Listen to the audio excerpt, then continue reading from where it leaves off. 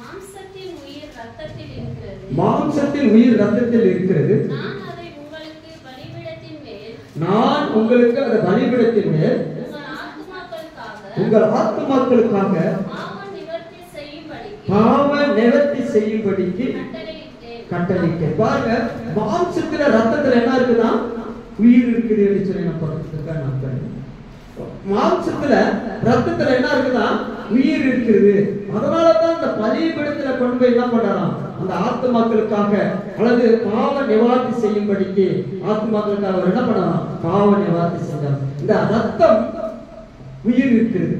இந்த ரத்தத்துல உயிர் இல்லைன்னு சொன்னால் நம்முடைய பாடி நாயிடம் டெட் பாடி என்று சொல்லப்படுகிறோம். அதான் பழைய ஏற்பாட்டில் ஆதியாகம புத்தகத்தில் நீங்க வாசிக்கும் பொழுது ஆபேலுடைய ரத்தம் பேசியது என்று சொல்லி பார்க்கிறோம். அப்ப ரத்தம் பேசுகிறது என்று சொல்லி நம்ம பார்க்கிறோம்.